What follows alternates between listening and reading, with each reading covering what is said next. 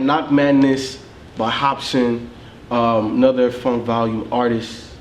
And I can honestly say, from the moment you put this on, like Hopsin is one of them guys that he just has energy for days.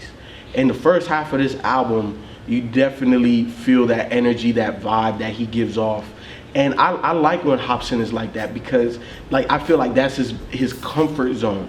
But on this project, he definitely showed me a more subdued side, a less energetic side of him. He still had my attention because he was talking about a lot of real life situations, like Give Me That Money.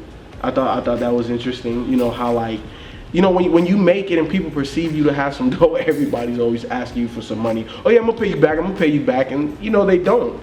And I definitely liked the Lunchtime Cypher. I thought that was cool. It definitely brought back memories for me being in high school. You know, like I said, we had a couple rappers in my school, and we would just come up with beats, and then during lunch they would just go at it. So that definitely, you know, brought me back. And I definitely like the track with Tech Nine. Like, you know, the whole rock thing. I don't think there's really another hip hop artist that does rock hip hop better than Tech. You know, I just think that his flow and his voice, just how he commands that, I just think that's amazing. And also, I really like the track, I think it's Who's There, is that the one with Dizzy and Jaren? So the whole Funk Volume cast. And the reason why I really like that is because, like I was saying, Hopsin is so energetic. Dizzy is the polar opposite, and Jaren is right in the middle. And you put them all together, it sounded really dope to me. You know, because Dizzy had to match their energy level of Jaren and Hopsin, and I like that. And you know, Jaren was kind of in the middle in this one, and you know, Hopsin was just, he was riding. But I like this project. Overall, when I first put it on, you know, all of you Twitter people definitely made me feel like I was missing something. So I was like, okay, let me go and listen to this. I just thought he was gonna keep the whole energy throughout. He didn't, but I feel like he replaced it with clever content. So I'm cool with that.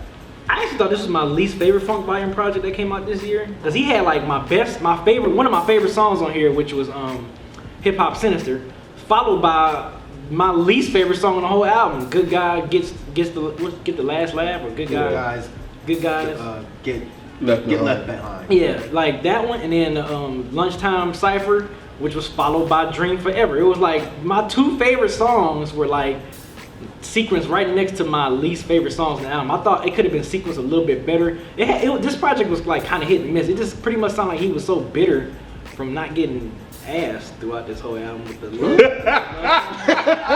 you know what I'm saying? Like if you listen to what's that track called? Hold on.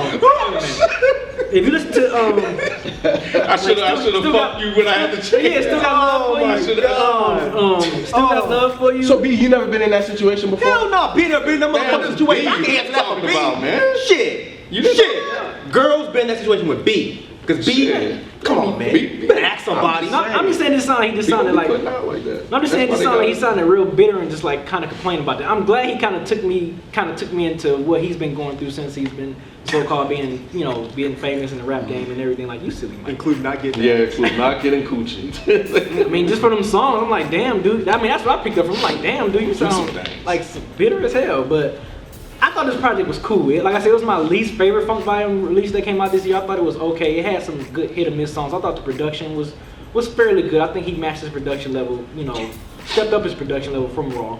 Actually, on this one, I thought it was fairly good. It was just some of the, like, you would hear some good songs, like, oh shit, Hip Hop Sinister. Then they get to this song, I'm like, oh man, what the hell? And then of course, you can tell from his rhyme scheme and wordplay cadence, he kind of is no stranger that he's influenced by Eminem a lot. So you can tell that the shock value he goes for his lyrics and everything. That's obvious. I mean, you ain't gonna state the obvious. But I thought the hooks on here was pretty corny as well. Dream Forever was bad. Which one was Dream Forever? You keep talking about that. Which one was That's the one where he was. He rapped about dreaming about this fantasy girl, chick. and he killed her. He killed himself. He killed himself so he can be with her forever. Yeah. That's what it's called. Dream Forever. I don't remember that track. Yeah. He was like, I told you I'd take a bullet for you. And then he shot himself. So he was so in love with that woman that he was having a dream You about. only got been in love before, goddamn. You're dead. Dog. Huh? Some Romeo and Juliet type shit. Huh? Undying love. I guess it's hard. It's hard to take them serious when you just hear, you know, songs like Hip Hop Sinister and what else? I even like that. But that just shows the balance in them, I think man. most of his love stories Not do even have a true. dark side to them, though. But it's hard to take him seriously though. I think that's why he says I'm gonna kill myself in the third verse. I don't think he's really trying to come off that serious. Maybe in Good Guys Get Left Behind or whatever. Yeah, that one. That You know, one. that was, but he still was like, you know, still was kind of Hobson. Like I should have, you know, I should have hit it when I had a chance. And now, you know, running off with this other guy. What? I think she ended up pregnant with him. Yeah, and he was shit still like he that. was still taking care of this. Yeah. Yeah. I mean, I mean, he just had some bad luck, B. it's hard to I'm take. saying now everybody just gets punani thrown at him like you be. Hey, man. It's hard to take that seriously. You hear songs like rip your heart out, and then you get to songs like that. He And can't I'm write like, love songs. He can't try he to vary his can. content. It just doesn't. I won't fuck with it. It's cool. I mean, he can. Give me the hip hop sinister. Like give me those tracks. That's what I like. Yeah, this was a cool project. I think I'm kind of like B. Hip Hop Sinister was one of my favorite tracks on here. I like the way he opened the album with explaining like where he's been, the delay in releasing the album, really just giving like a backstory on on everything, and kind of really setting the tone for this project. Hop Is Back was cool. I think that was a single that dropped where you know, going at Kanye and all the other stuff. Who's There? Like You FIFA, I did like that one. I like Jaren's verse on that, man. I thought his verse was good. All three of them. I thought Jaren took the show. Yeah, Jaren was nice on there. I think there were definitely some tracks that I was not 100% on that I personally didn't care for, but I understood what he was going for. Like B said, you know, I think with some of the love songs, I think he's just trying to vary his content and not be one-dimensional. But I can appreciate him trying to be more of an artist and do something, you know, do something different. But the thing is like, do you feel that like it was done bad or poorly or anything like that? He's done them before. Like he's made songs like that before. I think you may have said this toward the end of the album. Maybe the last 3 songs didn't have a lot of energy to them, and that's when it kind of started to tail off a little bit. I didn't really like the last 3 songs that much. The story in Dream Forever was cool, but you know, the more introspective songs, you know, of him just explaining, you know, out of his mouth, you know, just how he feels about, you know, things that's going on, like shit. So, but that's cool. Like I said, he's just trying to be, I guess, an artist that can do multiple things, and you know, he's gonna hit or miss with, you know, at least for me. But all in all, man, yeah, it was a cool project. I have no issues with it. The first half of the project was more energetic than the second half. Not saying like the whole second half it doesn't have energy whatsoever, because he has some tracks sprinkled in there. But I just feel like like when it came on, it was just energy, and that's what Hobson is. So like as the project went on, it just mellowed, it evened out. I think it was balanced. I think I think it's probably has more to do with what B was saying, like the sequencing for you may have not resonated that much. But I think there was a little bit balance between the energy, then it goes here, and then it goes here, and then it goes there.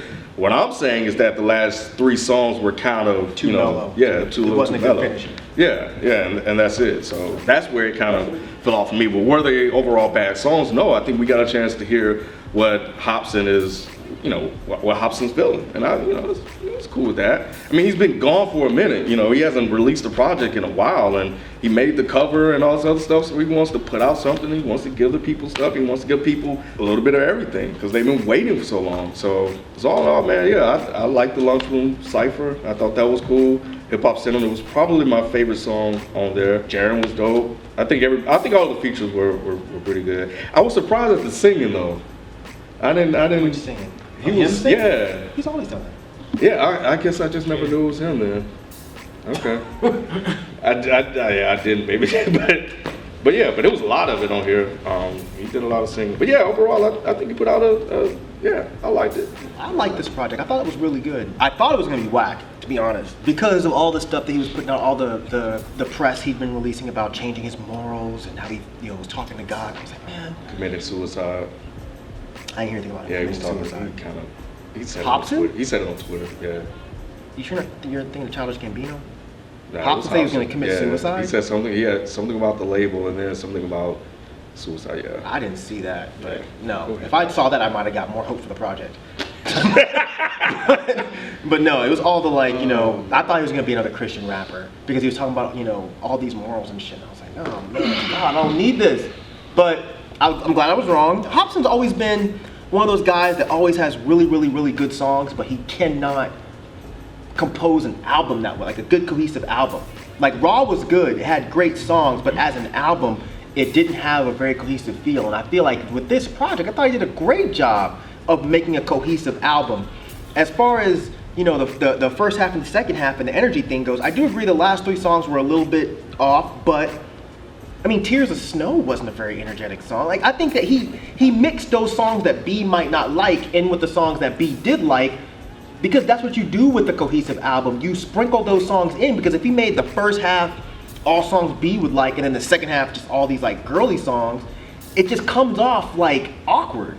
You know, like you said, the references to M are always there, but he was giving you lines on this that sound like they could be old school M lines. Like the thing about sticking his, what did he say, stick my dick in a bitch's syphilis cooch or something like that, or uppercutting you so many times like you have nodding yes. Like those are the kind of lines that I feel like people were looking for M to say on Marshall Mathers LP2, but I don't think those are like disses. Like those comparisons are like good comparisons, because it's not like he's taking on the bad side of M, because he's still doing those kind of side-eye disses Hopsin does, and which brings me to my next point. Like anyone that says that Hopsin is just a rapper that got big off of dissing other rappers, like listen to this album. There's so much growth there, so much growth. Like he's covering all kinds of topics. Now you still have the same concepts as Raw. You know, I'm dope, or you know, mainstream rappers are whack, or you know, women suck. But this time he's just doing it better. When Nolly Trey flipping, I like that song because I like how he's describing how dope he is, but he's using like all these skate references. And if you don't skate, it's almost like you might just completely miss him. But like he's talking about, I never land in primo, or I'm hitting shit regular because my switch sucks. That's creative, and that's not something that Hopsin has really done in the past, and that's not something that most rappers do either. Yeah, that song went over. Yeah. It did. I mean, I think a lot of people did. I'm like, what the fuck is a Nolly Trey? I'm like, it must be some LA shit. That's what I thought. I was like, no, it must be some LA shit. it's a 360 flip off the front of your board. Oh, okay. Which Yeah. I could never do, but he can barely do them. So hey, congrats to Hopsin. I never, that's dope. that song went over my head. Hip Hop Sinister, you already talked about that, Loved it. which I love that track. Rip Your Heart Out, I think y'all talked about that one too. The niggas are coming, niggas are coming. I love that. That should have me crying. Yeah. But I think those are the only ones that really stood out. But for the most part, I like the whole album. Even those love songs, they didn't bother me. Good Guys Get Left, Good Guys Get Left. That's something that you haven't heard from Hopsin either. But it was like a silly add-on track. It didn't bother me that much. The concept can get a little bit too whiny. Like there's only so much you can take of my life sucks, I'm confused, or you know, I don't know who I am. There's only so much you can take of that before you start sounding like you're complaining a little bit too much. But at the same time, you gotta respect an artist that's being honest. You know, Rick Ross wouldn't do something like that. So I took this as this is supposed to be like his breakout album, right? Like this was the first album on the new Funk Volume. Yeah. But when you listen to this album, it doesn't seem like he's trying to get new fans, because like you said, with Nolly Trey flipping, you wouldn't have got that because you don't skate, and you don't, and if you were a brand new fan, you wouldn't even know that he skated. Yeah. So that song like that would completely go over your head. And anything else that he's talking about, like referencing Ruthless Records, you're not gonna understand that either. So I feel like this album was more for his core fans and not really for new fans. And that could be kind of a problem, because a lot of people right now they kind of have a buzz, they kind of like heard Hopsin's name, but they don't know him that well, like maybe we do. So when they hear this album, they're gonna be confused by a lot of things on it.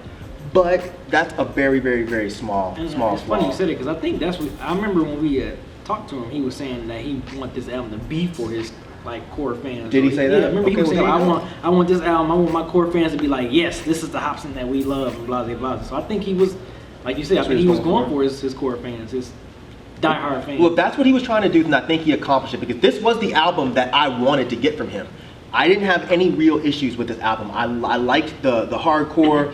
What was the song where he was really aggressive Hip-hop. on it? Hip Hop Sinister. Yeah. I like songs like that, but I still liked songs where he was just being silly, like Give Me That Money. That money. You know, I think it adds a really good mixture to an album. So this is the first time I've really felt like Hopsin put together a cohesive project. That's all I'm saying. And Yeah. this is my favorite Funk Volume project so far. I feel everybody else's opinions and criticisms and everything on this project. I personally prefer the energetic Hopsin, but like I said, I still enjoyed the rest of the project because the content was very clever. Like it was stuff that I could relate to, so that's why I don't deem it bad. I actually enjoyed it, but again, I enjoy the energetic, loud, Hopsin. That's what I like most. But overall, it definitely bumps in the whip. Definitely bumps in the whip. This is for his fans, and you can hear that in the opening track, which is like an open letter to them. Like, this is why it's been so long. This is why I haven't dropped anything since the Double XL cover, and it's been 3 years since I put out an album. So I want to kind of give you guys, just a little bit of a backstory there. But all in all, man, I think he did a good job with this album, and he put together a project that I believe and that Hopsin fans will love and enjoy. So yeah, go pick it up. Like Ken said, I think a lot of his core Hopsin fans will love this album.